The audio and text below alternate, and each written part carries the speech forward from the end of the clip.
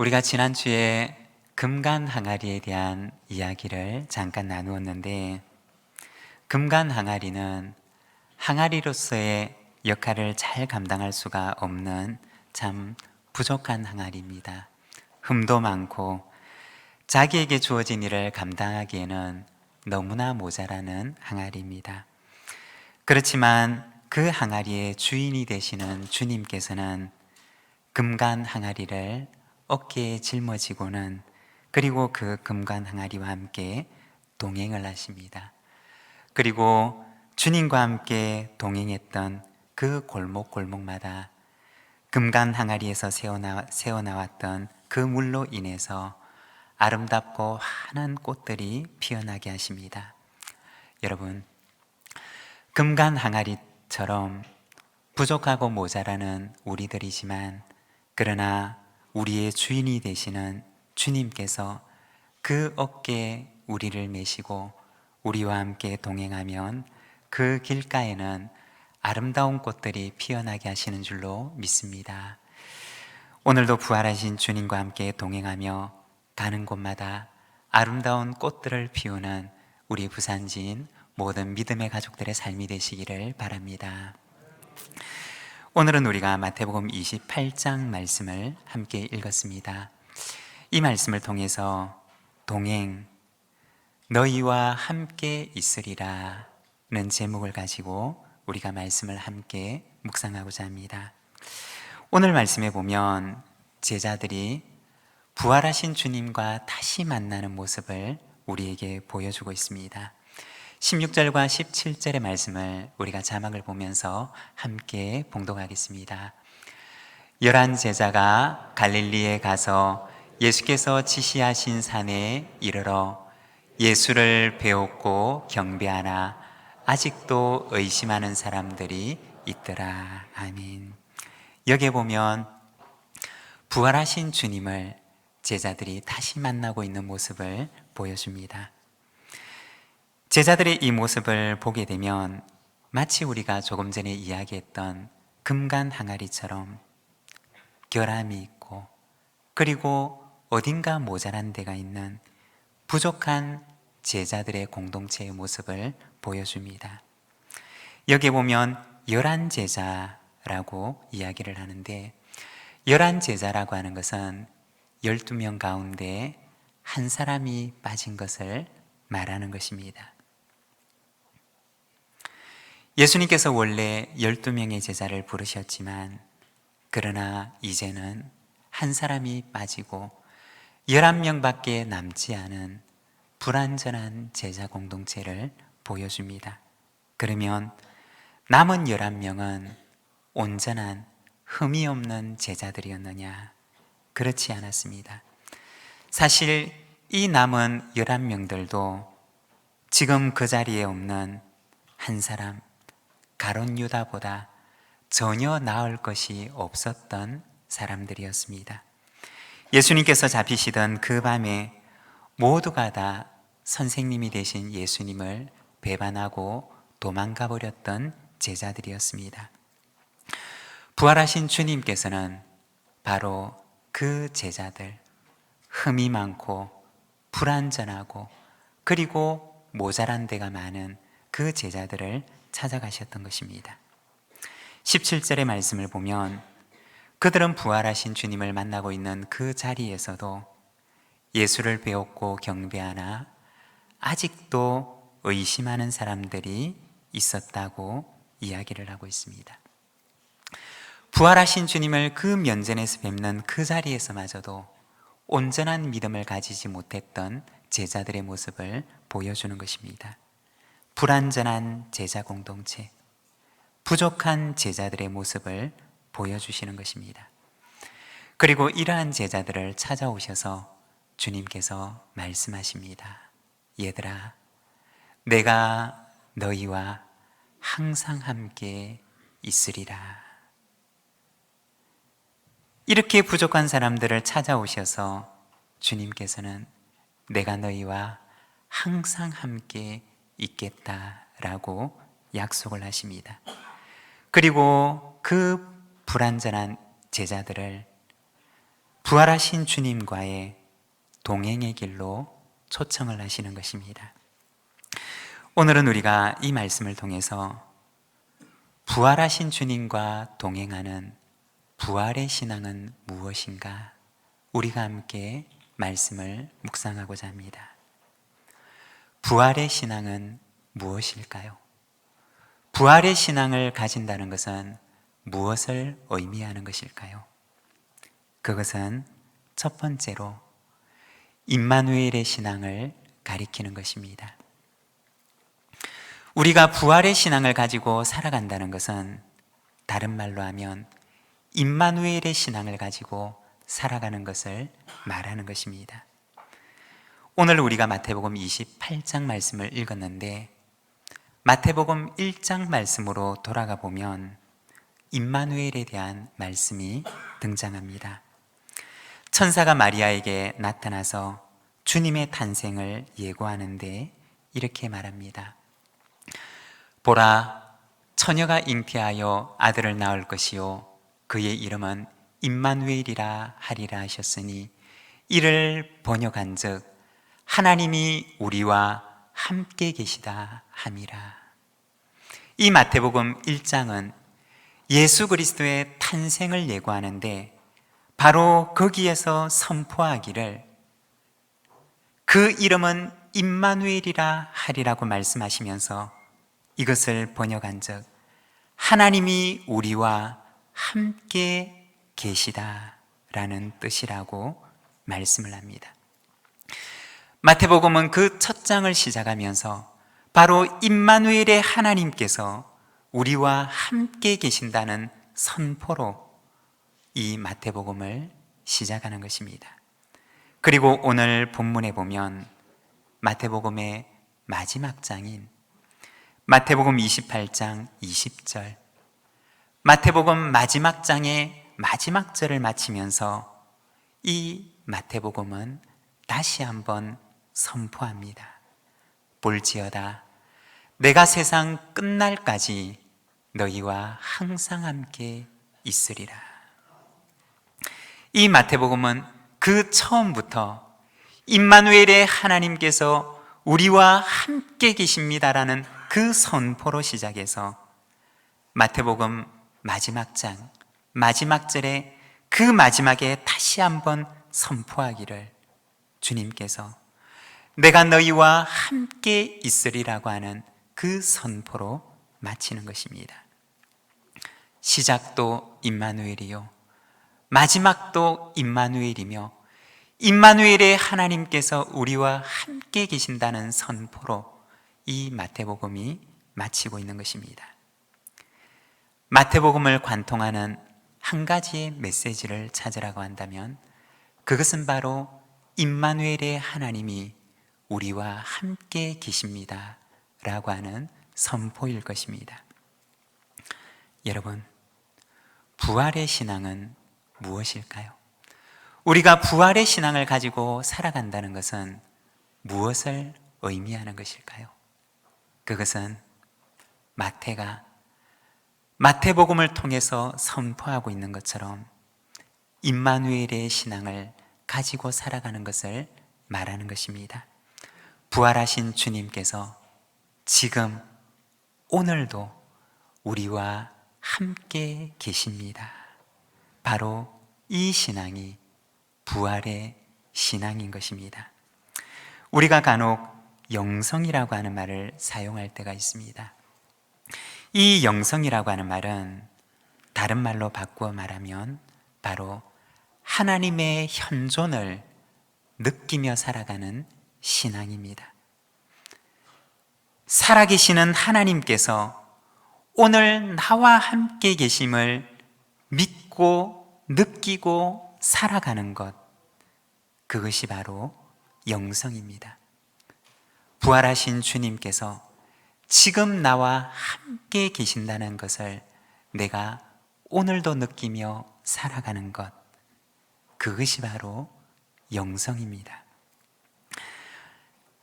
어렸을 적에 많이 불렀던 찬양 가운데 예수 인도하셨네 라고 하는 찬양이 있습니다.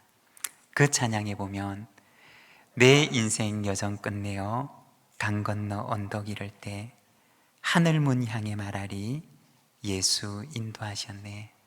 우리 혹시 부르실 수 있는 분이 계시면 우리 함께 부르겠습니다. 내 인생 여정 끝내어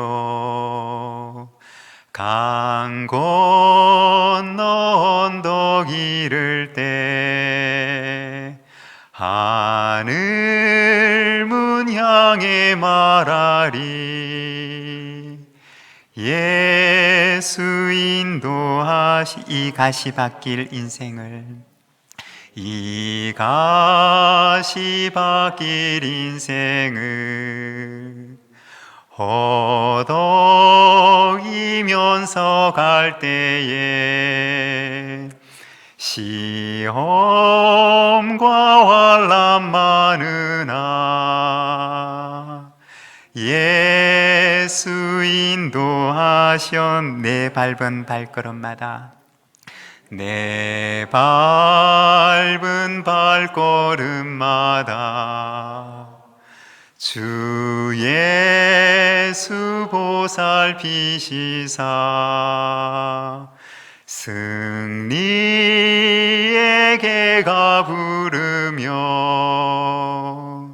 주를 찬송하리라. 매일 발걸음마다 예수 인도하시네. 나의 무거운 죄 짐을 모두 벗고 하는 말 예수 인도하셨네.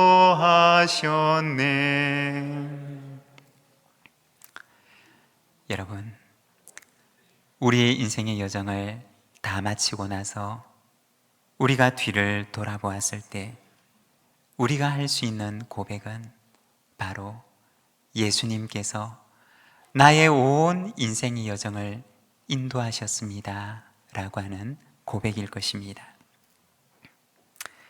그리고 그것을 오늘 지금 내가 알고 느끼며 살아가는 것, 그것을 바로 영성이라고 이야기를 하는 것입니다. 먼 훗날 우리의 인생 여정을 다 마치고 나서 돌아보았던 그것을 지금 오늘 내가 그것을 알고 느끼며 살아갈 수 있다면 여러분, 우리의 지금 이 인생의 여정이 얼마나 더 행복하고 얼마나 더 아름답고 얼마나 더 감사한 여정이 될까요? 인생의 여정을 다 마치고 나서 그제서야 깨닫는 것이 아니라 하나님께서 오늘 나와 함께 계신다는 그 사실을 지금 오늘도 내가 느끼며 살아가고 있다면 오늘 내가 걸어가고 있는 이 길이 얼마나 더 감사하고 얼마나 더 행복하고 얼마나 더 기쁜 그러한 인생의 여정이 될까요? 부활의 신앙을 가지고 산다는 것은 부활하신 주님께서 오늘도 우리와 함께 계십니다 라고 하는 그 믿음을 가지고 살아가는 것을 의미하는 것입니다. 살아계신 하나님께서 오늘도 나와 함께 계시며 오늘도 나와 함께 계십니다 라고 고백하며 살아가는 것, 그것이 바로 부활의 신앙이며 그것이 바로 임마누엘의 신앙인 것입니다. 여러분, 부활의 신앙을 가지고 살아가시기를 바랍니다. 임마누엘의 신앙을 가지고 살아가는 우리 부산진 모든 믿음의 가족들이 되시기를 바랍니다. 그리고 두 번째, 부활의 신앙은 삶의 현장의 신앙입니다. 부활하신 주님께서 제자들을 만나셨던 곳은 어디일까요? 오늘 우리가 읽었던 마태복음 28장 말씀에 조금 거슬러 올라가서 10절의 말씀을 보면 이렇게 말씀을 합니다. 우리 함께 봉독하겠습니다. 이에 예수께서 이르시되 무서워하지 말라. 가서 내 형제들에게 갈릴리로 가라 하라. 거기서 나를 보리라 하시니라. 아멘. 부활하신 주님께서는 제자들에게 말씀하십니다. 갈릴리로 가라. 거기서 나를 보리라. 여러분, 갈릴리는 어디일까요? 갈릴리는 예수님의 제자들이 어려서부터 자란 곳이었고, 그들의 젊은 시절을 보낸 곳이었고, 그들의 가정이 있는 곳이었고, 그들의 일터가 있는 곳이었습니다. 부활하신 주님께서는 제자들에게 말씀하시기를 바로 그곳, 그들의 삶의 자리로 돌아가라고 말씀하십니다. 그리고 그곳에서 나를 보리라고 말씀하십니다. 여러분, 복음이라고 하는 것은, 기독교의 신앙이라고 하는 것은 결코 현실 도피적인 것이 아닙니다. 복음은 언제나 우리의 삶의 현장을 겨냥하고 있습니다. 우리의 삶의 현장으로 돌아가서 그곳에서 복음의 삶을 살라고 말씀하고 있습니다. 신약 성경 가운데 빌레몬서라고 하는 성경을 보게 되면, 이 빌레몬서는 사도 바울이 빌레몬에게 보낸 편지입니다. 거기에 보면 오네시모라고 하는 종이 나오는데, 그는 이 빌레몬의 집에서 도망쳐 나왔던 종이었습니다. 빌레몬에게 큰 재정적인 피해를 입히고, 그리고 그 집에서 도망쳐 나왔던 종이 바로 오네시모였습니다. 이 오네시모는 우여곡절 끝에 바울을 만나게 되었고, 그리고 복음을 접하게 됩니다. 그리고 그곳에서 예수를 믿고 회심을 하게 됩니다. 그런데 이 회심한 오네시모에게 주었던 첫 번째 도전은 무엇이었느냐? 그것은 바로 빌레몬의 집으로 돌아가라고 하는 말이었습니다. 여러분, 오네시모에게 빌레몬의 집은 어떠한 곳이었을까요? 죽어도 가기 싫은 곳, 절대로 갈 수가 없는 곳, 다른 곳이라면 몰라도 그곳만큼은 다시는 돌아가기 싫은 곳, 그곳이 바로 빌레몬의 집이었습니다. 그렇지만 복음을 만난 이 오네시모가 마주한 첫 번째 도전은 바로 너의 삶의 현장, 내가 도망쳐 나왔던 곳, 내가 정말 가기 싫은 너의 삶의 현장인 빌레몬의 집으로 돌아가라고 하는 말씀이었습니다. 그리고 그곳에서 복음의 삶을 살라고 하는 것이었습니다. 여러분, 오네시모는 어떻게 되었을까요? 빌레몬의 집으로 돌아간 오네시모는 어떻게 되었을까요? 정말 돌아가기 싫었던 그곳으로 돌아갔던 오네시모의 삶은 그 이후 어떻게 되었을까요? 훗날 오네시모는 초대교회 전성에 따르면 빌레몬의 집에 있던 골로새 교회 지도자가 됩니다.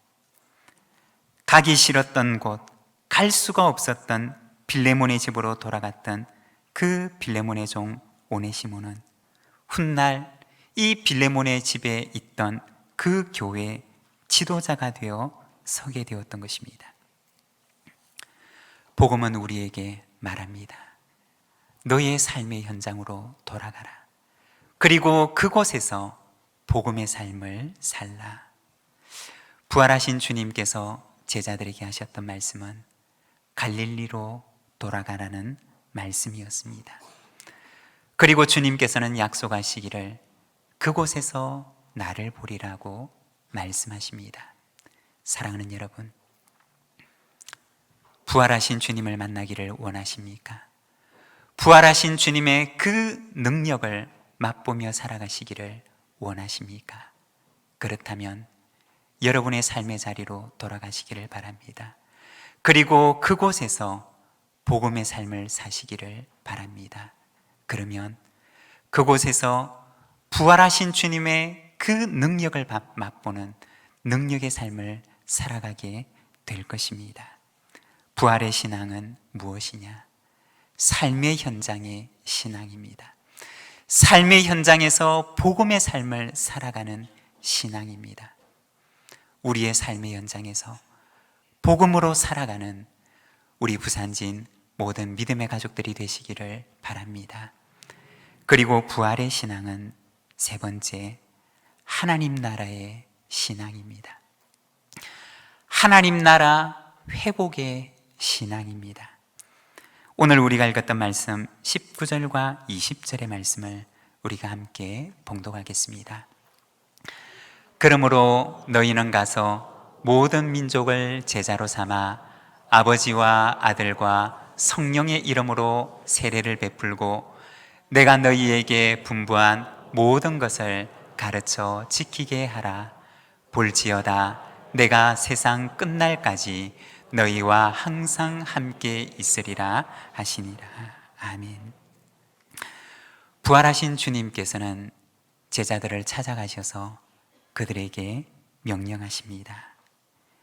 내가 너희에게 분부한 모든 것을 가르쳐 지키게 하라. 여러분, 주님께서 제자들에게 분부하셨던 것은 무엇일까요? 주님께서 제자들과 함께 3년의 공생애를 보내시면서 그들에게 분부하시고 말씀하셨던 것은 무엇일까요? 그것은 하나님의 나라였습니다. 예수님께서는 공생애 내내 제자들과 함께 계시면서 하나님 나라에 대해서 말씀하셨고 하나님 나라의 백성으로 살아갈 것을 부탁하셨고 그리고 제자들을 보내시면서 하나님의 나라를 선포하라고 말씀하셨습니다.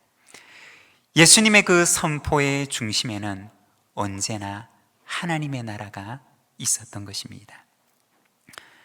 주님께서는 부활하셔서 다시 제자들에게 나타나 말씀하십니다.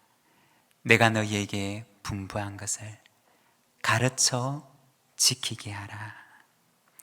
가르쳐 지키게 하라고 하는 이 말씀은 너희의 삶 속에서 복음의 삶을 살며 하나님의 나라가 이루어지도록 살아가라고 하는 말씀이었습니다. 다른 말로 바꾸어 말한다면 내가 살아가는 삶의 현장을 하나님 나라로 만들어라. 내가 살아가는 삶의 현장 속에 하나님 나라가 회복되도록 너는 그렇게 살아가라 말씀하셨던 것입니다. 이것이 바로 제자들에게 주셨던 주님의 마지막 말씀이었고 그들에게 주셨던 마지막 주님의 부탁이었습니다. 사랑하는 여러분, 주님의 이 부탁을 가지고 세상을 살아가시기를 바랍니다. 부활하신 주님의 이 말씀을 붙들고 우리의 삶의 현장으로 돌아가시기를 바랍니다. 그리고 그곳에서 하나님의 나라가 회복되도록 살아가시기를 바랍니다. 그것이 바로 부활하신 주님께서 오늘 우리에게 부탁하시는 말씀입니다. 금간 항아리처럼 부족한 우리들이지만 그러나 부활하신 주님께서는 우리에게 말씀하십니다. 내가 너희와 항상 함께 있으리라. 나와 함께 동행하자. 그리고 나와 함께 삶의 현장을 하나님의 나라로 만들어가자. 사랑하는 여러분, 부활하신 주님을 바라보며 부활의 신앙을 가지고 주님과 함께 한 걸음씩 한 걸음씩 동행하면서 황무지와 같은 우리의 삶의 현장을 아름다운 꽃이 피는 꽃밭으로 만들어가는 우리 부산진 모든 믿음의 가족들의 삶이 되시기를 바랍니다. 오늘 우리에게 주신 말씀을 붙들고 우리 함께 기도하기를 원합니다. 주님, 부활의 신앙을 가지고 우리의 삶의 연장을 하나님의 나라로 바꾸며 회복하며 살아가게 하옵소서. 함께 기도하겠습니다.